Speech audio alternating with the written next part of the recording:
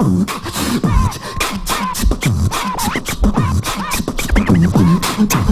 see. R&B has been rescued. That was the latest from Melanie Fiona. And hey, to my right, guess who's in the studio? Santa Claus.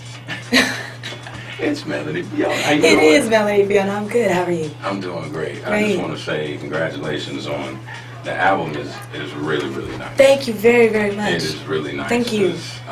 We're just sitting here talking about this. Last week we were talking about R&B music and where it's going and just the state of the music. And for people that really sing, people that really do music, appreciate music and go deep into it, we have another superhero. Thank you. I'm definitely just as much as a fan of good music as I hope everyone is of mine. It's a really, really great thing that people are loving it. So thank you. Yeah. So Toronto, Canada, born and raised. Wow.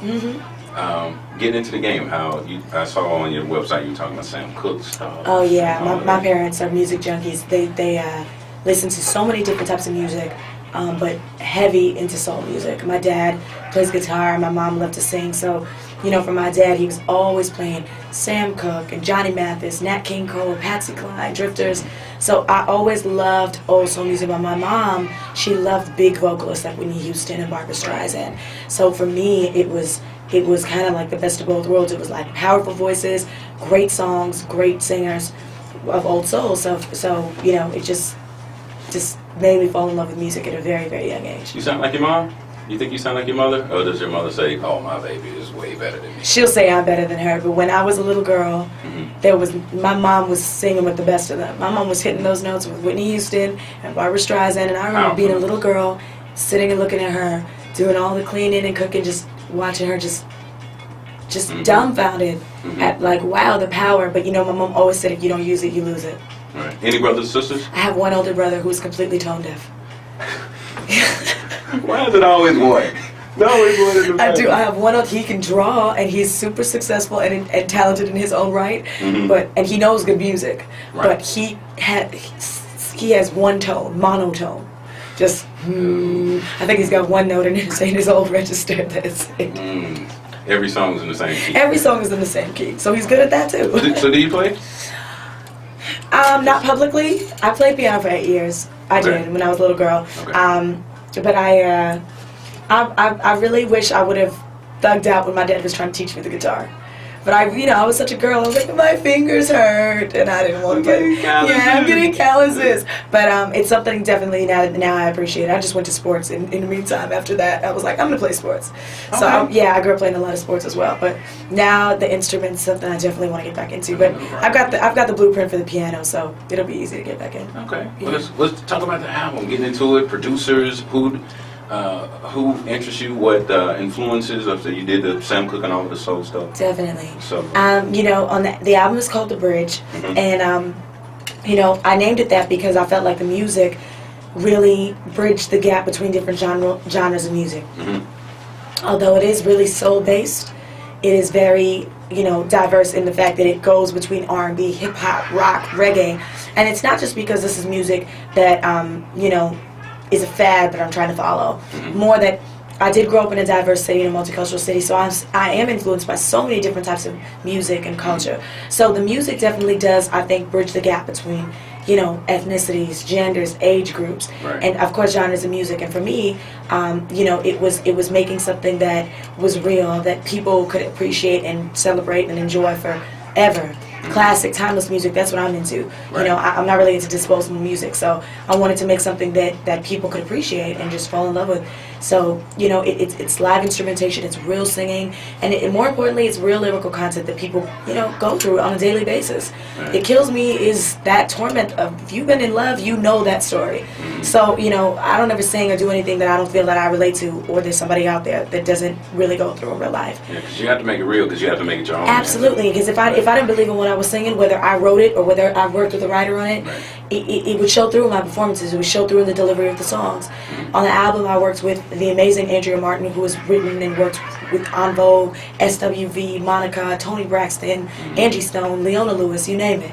And we collaborated. She's a producer on the album as well as a writer. I'm a writer. Also worked with Future Cut and Veda Nobles, who's worked with Lauryn Hill, and Salam Remy I worked with did Amy Winehouse and Lauryn Hill, and just, you know, working with real people who understood the vision of the album, and just, you know, we stayed true to making a good body of work that people could enjoy. Did you have on the album? Did you know the sound that you were looking for, or did it take shape as you were recording? Well, I knew one of the first songs that I recorded for the album was Sad Songs, which is on the album, and that has like this very calypso kind of soul doo-wop calypso feel. My family is West Indian, so, you know, I knew that that was going to be a part of it, but each song developed its own life, and, you know, like I said, each song kind of has a different feel. Like some songs have more of a rock feel, some songs have more of a R&B feel, and what ended up happening is that I always knew instrumental and the music wise what I wanted it to be sonically, and I knew lyrically I always wanted to say something, you know, relative to real life. But with each sound, as each record came along, it formed its own body of work, you know, where it wasn't like we were trying to, oh, we need another record that sounds like this, oh, we need another record that sounds like this, we need 3 more records that go more in this direction. It was like we loved the diversity of the album, and what I call it is like a consistent variation. It's consistently soul, but different variations of it. So for me, that was, you know, itself in the body of work. It formed itself, but it all felt like me, and that was what was most important. Didn't go into the cookie cutter. We need a club banger. We need a ballad. We need a No, this is something that you're going to be able to enjoy in your car with your families. You know, in 10 years from now. Even when you're out of the club, you'll be able to enjoy it. It's just like when we just play your song, right when it comes on, you're like, ooh, there it is right there. Ooh, that, bring me my cup. Because we're getting ready to get into some things. That's right. Please go and get the album. This young lady is so talented. You will love the album, live instruments. That's why I'm in my bro. I got to send a shout out to my man LeBron. We know that, you know, that she was singing last night. She's got to sing tonight. And we were going to try to surprise her and do some live stuff, but no, we got to rest the voice.